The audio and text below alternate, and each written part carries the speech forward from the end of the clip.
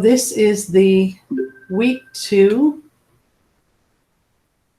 of the CVA Parent Google Training. This is an iPad session.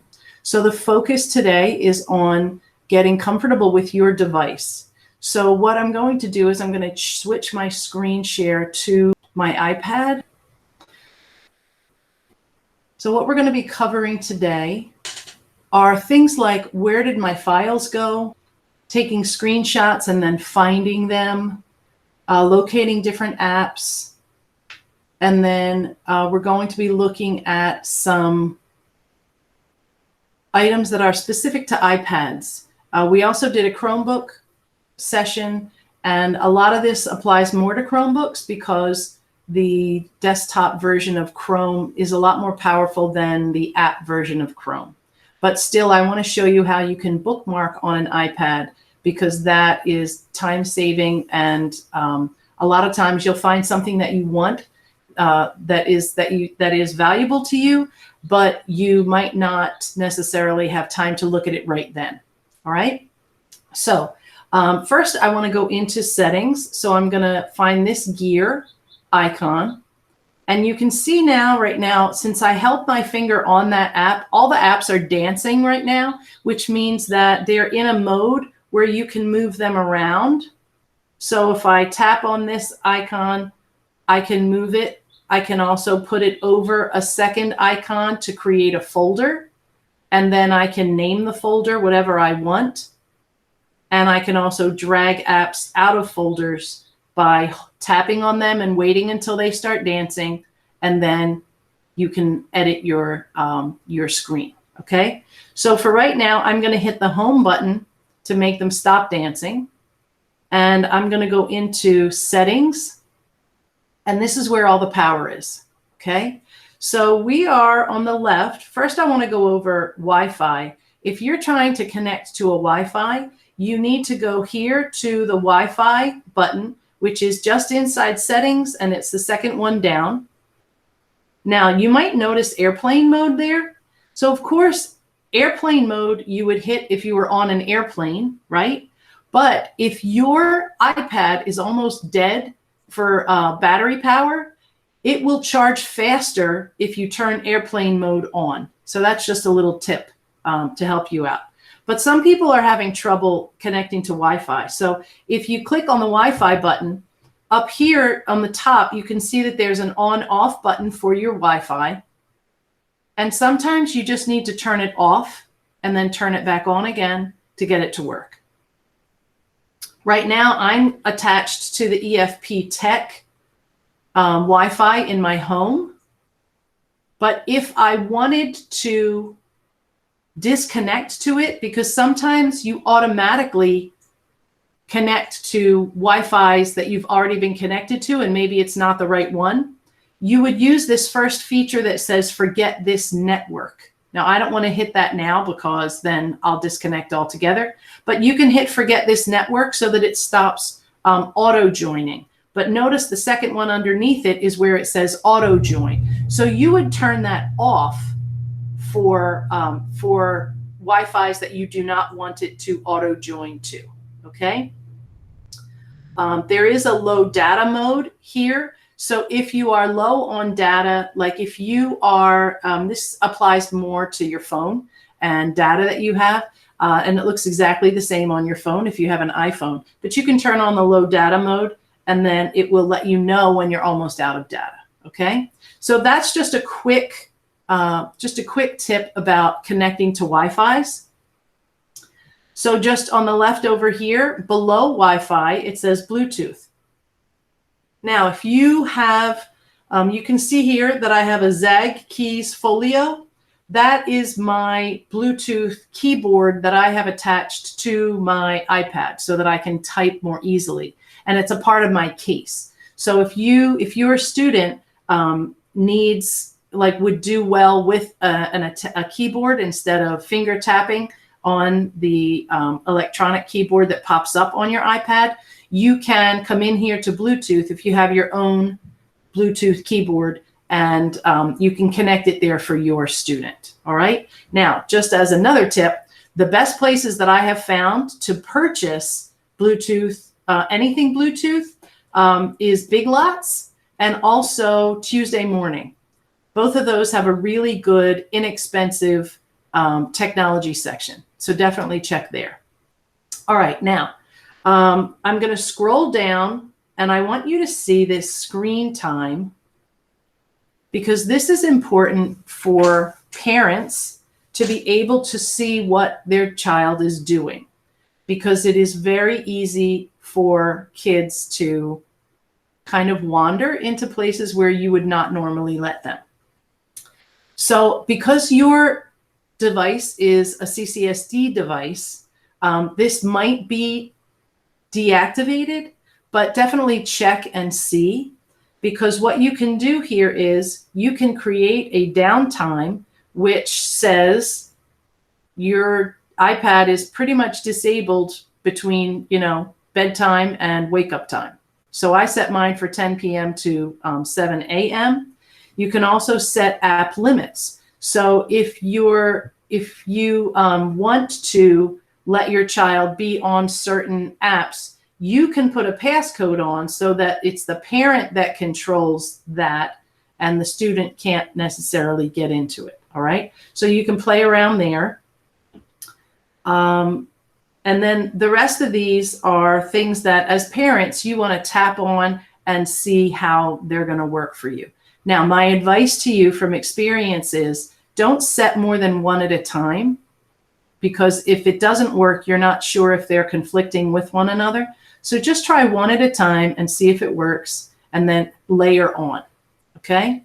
Now, right here, this change screen time passcode, you want to set that as a parent so that your child can't get in and just change it.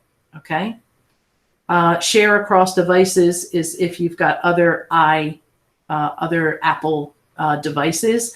Probably the Charleston County one will not talk to your other devices, but of course you could try it.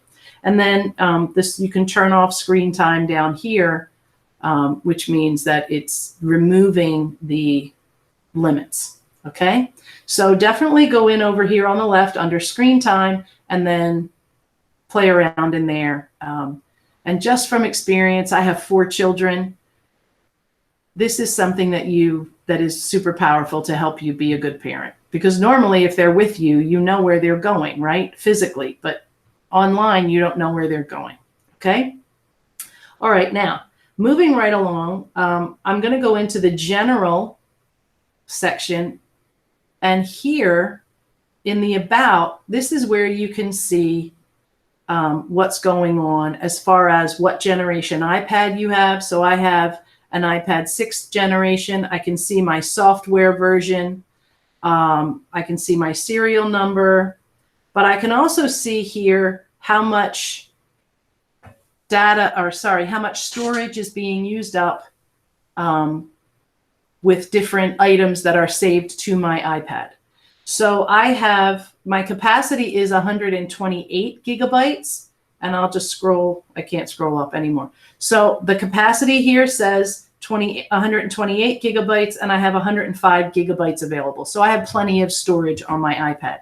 Now, if your student or child, or you, if you are the student, are having trouble saving things, you might want to come in here to general and check to see if you're maxed out, because you might need to delete some of your photos and videos because they do take up a lot of space. Now, as far as applications are concerned, if you have an iPhone or if you have your own iPad, you might be downloading too many applications and you might need to delete some. But on a CCSD device, I believe that's locked down, and the district controls which applications go onto that iPad. So you would really only have control over videos and photos. All right.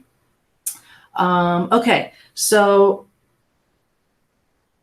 I'm going to click back on general, because remember, I was just in the about section, right here. So what I'm going to click on software update. Now, because your device is controlled by CCSD, they might be completely in control of all updates. But this is where you could check to see if there are some things that need to be updated. And let's see what else here. So other things that you might need to look at, right here under keyboard, when I click on that, I've got two keyboards there. I have the English normal keyboard, and then I also have an emoji keyboard that I installed. Now, that might be locked down, but it might not be. And emojis are kind of fun, and I think we should have fun in education. So that might be an option.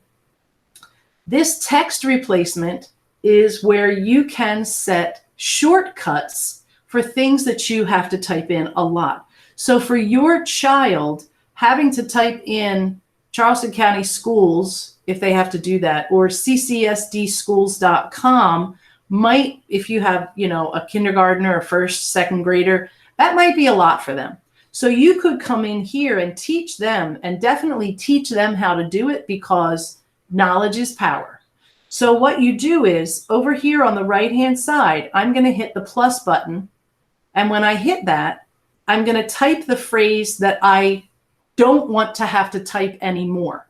So this would be ccsdschools.com, schools with an S.com. And then I'm going to click where it says shortcut, and I'm just going to type CCSDS. The reason I'm going to do that is because I might need to type CCSD by itself. And if I make CCSD the shortcut, then every time I type CCSD, the iPad is automatically going to replace it with ccsdschools.com, and then I have to erase everything. So I want to go one letter further to CCSDS, and then I'm going to hit the save button. And now you can see here underneath my C's that CCSDS is the shortcut, and it's going to type out ccsdschools.com for me. So what I'm going to do now is I'm just going to show you what that would look like. I'm going to go into my notes feature app, and I have this new note. And when I tap and I type in CCSDS, notice down here at the bottom, it's offering me ccsdschools.com, and all I have to do is tap on it. Okay, so that's just a time saver, right? So I'm going to double click on my home button, and I'm going to close. I'm going to swipe to get rid of that, and I'm going to go back into my settings where I was. So also underneath General, you can play around with fonts and dictionary, and the rest of this probably wouldn't apply anymore. Okay, now underneath General on the left is Control Center. Now, the Control Center is now, it used to be in the swipe up position from the bottom of your screen, but now you swipe down from the top right-hand corner. And this right here is My Control Center. So you might have control over what to put here. It might be locked down for CCSD. But if you can access it, these are all the shortcuts for the different things that you might need to do often. Okay, so what I've got here is this. I have an alarm. I've got here a timer, and I'm going to back out. Let me get back into it. Come on, here we go. This is a shortcut to take a note. My camera is here.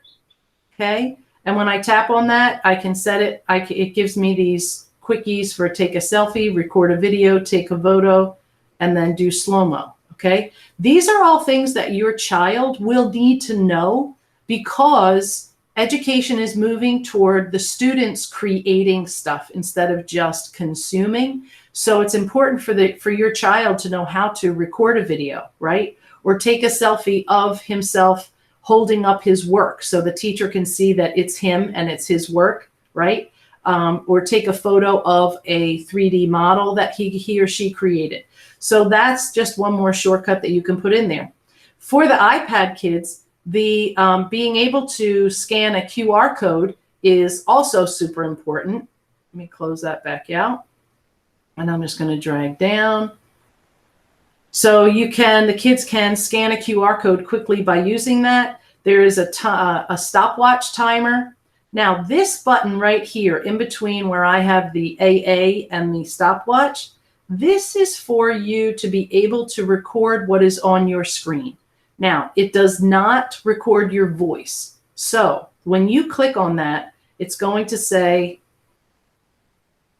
oh, it's not available when I'm screen mirroring, which is how I'm doing this. But what you would be able to do is you would tap on that. And then if your child is trying to show how to do a math problem, he or she would be able to be in an app that allows them to draw, and then they would be able to draw it, and then they record it, turn it on, show what they know, turn it off, and then be able to turn that in. Now, again, there's no audio, okay? So they wouldn't be able to talk their way through it, but the teacher would be able to see their work, okay? So what I want to do now is I want to show you how you can program your own control panel. So what I'm going to do is I'm going to click on my home button to get out of that. And I'm in the control center on the left. So you have to tap over here on control center. If I want them to be able to swipe down while they're inside an app, I need to turn this on and off. Okay, so it's on. So now I'll be able to, while I'm inside an app, be able to swipe down and be able to jump right back in. Okay. So the things that are included in the controls. So the bell that I tapped on, that's silent mode, right? So sometimes you just need to silence your iPad, and instead of having to find the button on the left-hand side, sometimes it's just easier to be able to tap. So you can put that in there. I've got the timer turned on. I have notes turned on, the camera, text size, screen recording. I've got my stopwatch. I have the QR code scanner. I have an alarm. Now, teaching your child, or if you are the child, learning how to set alarms to remind you to do things is a skill. And it's a 21st century skill because we have more going on now, certainly than we had when I was a child back in the 80s. And we used to write everything down because we didn't have electronics to help us. But now learning how to use an alarm is going to be super important. So teach your child how to set the alarms on here. And then if you want it to be in the control center so they can get to it quickly, you can add it here, okay?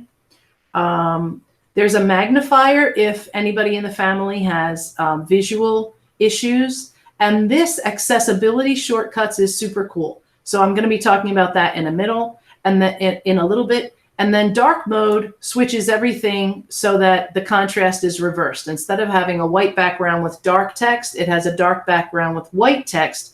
This is super important for when your student is after dinner working on the iPad, because the blue light coming from the device actually disrupts your sleep patterns. So it's important for you to, if you are the student, to use dark mode after dinner. And if it's the adult, teaching your child or checking in on them and making sure that that's turned on. Okay. Now, guided access is super powerful because guided access locks the student into a specific app. So if they're supposed to be doing one thing and you're kind of wondering if they really are, you can click the guided access and they won't be able to go anywhere but in that one app. All right. There are more controls here. So if you have Apple TV at home, you would be able to link to it there. There are some hearing accessibility controls that you can add there. If you have Apple Home, you could connect it. And then there is music recognition, sound recognition, and voice memos. Now, voice memos are fun because if your student is a music student, then he or she could use voice memos to record themselves playing an instrument or singing. You can also, I have the best voice memos of my own children, just asking them questions when they were little, and now I have their little voices answering me. So the voice memos are super easy to use. So you might also want to keep that in your control center. So if you want to add it to the control center, I'm going to add voice memos. You just have to hit that blue plus sign. And now you can see that voice memos is in the top portion. So here's my voice. Here are my voice memos. And if I want to move it within my my control center, over here on the right where they've got the hamburger, we call it, or sometimes it's just 3 lines, you can just click on that and drag it into whatever order you want it. So now if I drag down from the top right-hand corner, now you can see that I've got voice memos right here, and it's where I want it to be. Okay, so if I wanted it to be up top, it goes left to right. So if I want voice memos to be first, that's not what I wanted. Let me jump back in here. If I want voice memos to be first, I'm going to click on the lines and I'm going to drag all the way up to the top. And I definitely want my camera to be up top too. And QR code is definitely something I would use a lot. And I'm going to drag up dark mode just for fun. Now when I drag down, you can see I have voice memos, camera, QR code, and then my silencer. Okay. So that's how you can use the control center. Okay. Now, what I want to show you is I'm going to actually go into the guided access. Oh, it's locked out right now. Oh, because I'm not in an app. So I have to be in an app for guided access to work. So let me open up. These are my Google apps. So this one, let's say I'm in Google Docs and I want my child to be locked into it. I'm going to open Google Docs first. Then when wait, let me back out of here. I accidentally hit it.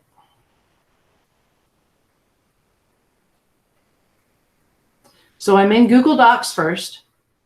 Then when I drag down, I'm going to hit the lock for guided access.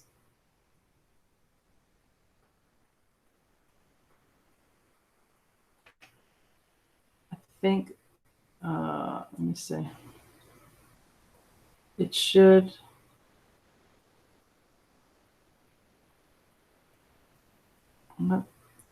Maybe because I canceled it, I messed it up. Let me close this out and try again. I'm going to close these other apps. I'm going to open Google Docs again. I'm going to swipe down. I'm going to click on the guided access. And you can see how it shrank my window. And now in the top right-hand corner, I can hit start. And now I have to type in my passcode. Now notice it says verify your new passcode. Nothing was set there. So because it's a new passcode, it just saved it. Okay. So you want to make sure you do that out of the sight of vision of your child because otherwise they'll be able to type it in. You also have to be careful that your fingerprints don't show on the iPad because we learned the hard way that students are very, very observant when they want to be, and they'll be able to figure out your passcode. Okay. So now I would be locked into only being able to use Google Docs. And when I hit the home button, it says guided access is enabled. And so it's telling me I won't be able to get out. Now, it does say triple click the home button to exit. So when I do that, it asks for the passcode. So as a parent, I can turn it off, but the student wouldn't be able to because he or she is not going to know the passcode. All right. So I logged myself out because I need to get out of it. But it's a really, really nice feature. Okay, so that's guided access. All right, so I'm going to double click on the home button to get back into my settings. Okay, Let's see what else I wanted to show you. Okay, I want to go into accessibility over here on the left, because if you've got non-readers at home or beginning readers at home, this is where you're going to be able to help them out, okay? So notice inside accessibility, this is where guided access is down here at the bottom, and you might have to turn that on or off as needed, right? Okay, so we've got physical and motor, and we've got spoken content. So I'm going to go into spoken content. And here is where, if you have a student who is a non-reader or a beginning reader or a struggling reader, you can use the speak selection. And when you use that, it says a speak button will appear when you select text. And then speak screen will read everything on the screen. I don't recommend speak screen because it literally reads everything on the screen, like every single menu title on the screen, it reads everything. So a speak screen is more for somebody who might have visual issues and they need to know everything that's on the screen. So speak selection is what I recommend. So if a student needs to read a book or a short story, they would be able to select the text and then have it spoken to them. So the computer will read it to them, okay? Now, if you do have a beginning or a struggling reader, I recommend that you turn on the highlight content, because not only will it read to them, but the student will see the words while it's being read. And that is very helpful when somebody is learning to read. So if your student is an English language learner where they already know Spanish or another language and they're trying to learn English, this is something that could be very powerful in helping them to learn the new language, okay? Over here, they can choose the voices that they like. So you would choose English, and then they could choose whether it's a male or a female. If you scroll down, you can choose Australian, which we all think is hilarious. You can also choose Ireland, right? So they have all these different accents. So that might be something fun to play around with. But normally, you know, you've got your basic US English to choose from here, and you would just install it and select it, okay? So I'm going to back out of that by clicking the top left hand, and I'm still in accessibility. And right now I'm in, oh, and down here you can change the speaking rate. And then they also have pronunciations to choose, Australian, etc. Okay, so moving back down, that was our spoken content. For physical and motor, if you have a student who does have some physical or motor issues, if they're just not, if they don't have strong dexterity, you might be able to play here, go into touch, and assistive touch can be turned on or off, and they've got different touch accommodations, okay? So this is something that you might find helpful. So definitely explore those different features. The home button here, some people have trouble with. So you can leave it on the default click speed, or you can make it slower. So if your child, and this applies also to if you have your own iPad and it might be an elderly parent that's using it. I know that my 80-year-old mom, she couldn't click fast enough. So I could change the click speed to work better for her so that it would register that she was hitting it twice in a row. So you can set it to slow or slowest. So just try them out. I'm going to leave it on default for myself.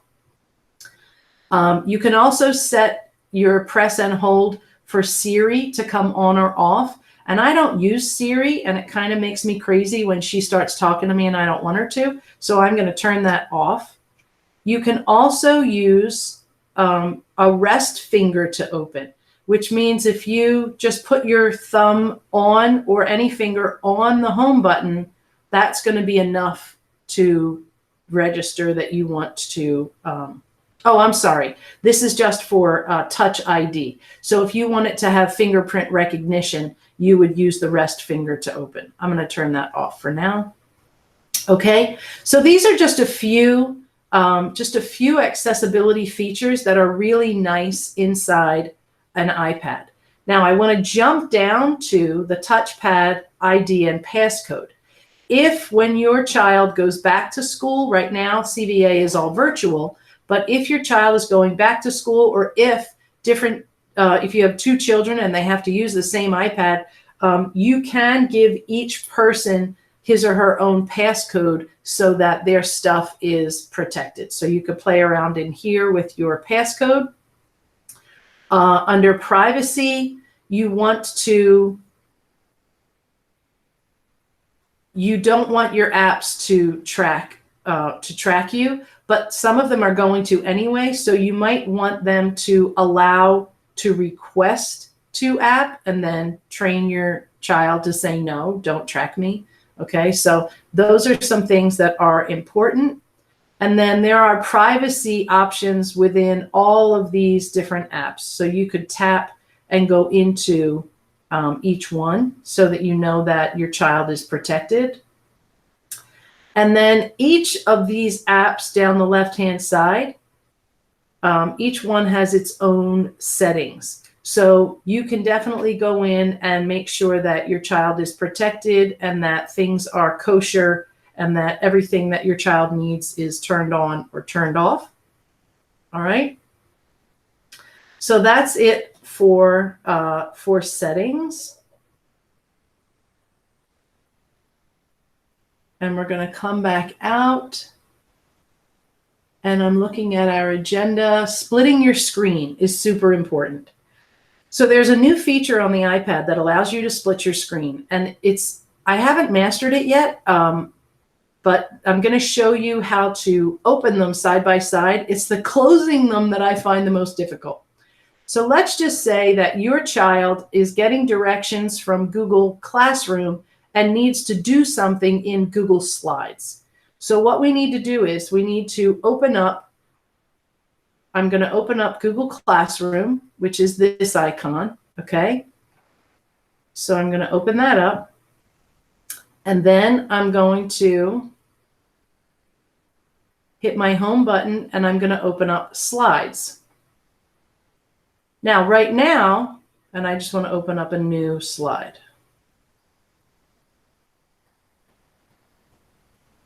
Okay, so now I can only see one or the other. If I double click, it shows me all of my apps and I can get back into Classroom. But if I want them both to be side by side, what I have to do is, while they both need to be open, and then I'm going to swipe up from the bottom so that I can see all of my open apps. And then I'm going to drag the one that I also need open, which is Slides. So I'm going to tap on it and I'm going to drag it up. And notice now it will float over top of my Classroom. So I can use it that way, or I can swipe it over so that it touches the side of my screen. And once it does that, I can let go. And now I can actually see them side by side. So I can be working inside this app. And then I can also be doing whatever I need to do over here on this app. Okay? Now, here's where it gets dicey. For me, it's really hard for me to close this. So the bar at the top middle is where I can click and drag. So I have to first bring it into the floating mode, and then you're supposed to be able to just drag it off to the side, but you can see that I must be doing something wrong.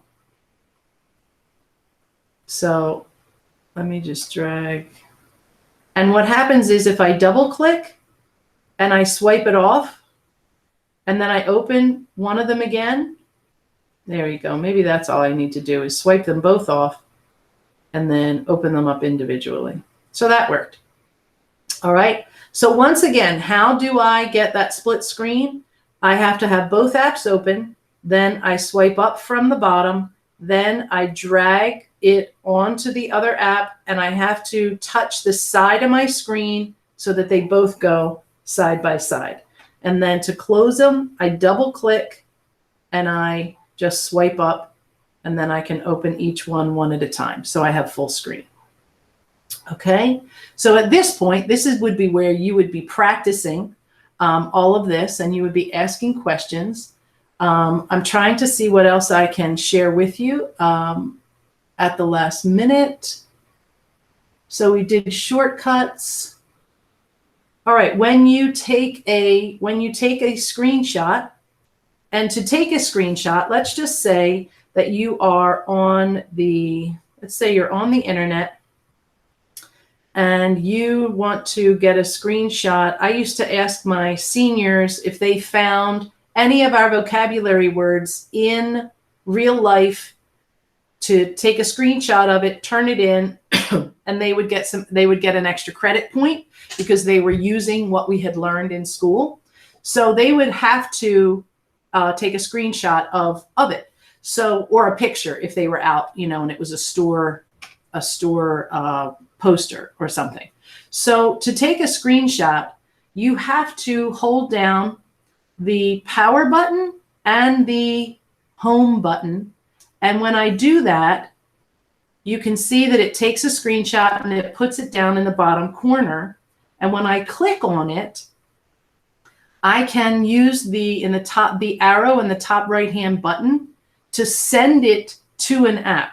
So if my teacher wants me to email it, I can hit the Gmail button, okay? But as I scroll over, I can also add it to my drive, which then would give the student a link to share it with a teacher through. Or I'm looking for Google Classroom, and Google Classroom is in my list. So if I click on Google Classroom, I could turn it in this way, just by taking the screenshot, hitting the share button, and then finding Google Classroom. And then once we find Google Classroom, we would have to locate the exact activity where the teacher wants it attached. And we'll be covering that next week. So I'm not going to go into Google Classroom right now. But I'm in this window right now. And down here in the bottom left, you can see my pen. So I can edit this if I wanted. So if the teacher wanted me to mark something on there, I can choose a pen, I can choose a highlighter, and then I could highlight this way, and it's going to save to my picture. So when I hit done in the top left-hand corner, it asks me, where do I want to save it? Into my photos or into my files, or do I want to delete it? So I'm just going to hit save to photos. And now, when I go into my photos, down here in the bottom right, you're going to see that's the picture that I just saved. Okay. All right. And I want to show you, the last thing I want to show you is locating the different apps. I'm just going to share with you the look on my iPad. So down here, you can see I've got 2, 4, 6, 8 different pages of apps, and it's just too much, right? Looking for things. So the fastest way to find an app is to put your finger in between 2 apps and swipe down, and you get the search bar. So if I wanted to find, let's see, I wanted my Twitter. So here we are, and it brings me straight to that app. And to close out your apps, you have to double click on your home button, and then you're going to swipe up, and that's how you can close your apps. So we would like your feedback. So if you do end up watching this video, if you wouldn't mind filling out the survey to let us know whether it was beneficial or not. For week 2, the website address is sites.google.com/view/CVA-parent-training/week-2. So I know that was a lot, and this link has been shared out by Ms. Rivers, so you should have it in an email as well. If you click on the download a copy of the agenda, you'll be able to get links to the survey. And also, if you're planning on coming in the future, this register here is just for this week. So you would have to click on week 3 up here. Next week, we're going to be doing Google Classroom and organizing your Google Drive. You can download a copy of the agenda here, and then please register just so that we know that you're coming. And the links to the, when you register, you'll automatically get a copy of the links emailed to you of the specific session that you are registering for. But also, you can always come back here and click on the link for the respective date and time. Okay? If you do not have your own free Google account, there's a video here explaining to you how you can do that so that you can be logged in under your own account. If not, you can log in under your child's account, and that's fine. All right, so that's it for this week, and hopefully we will see you next week.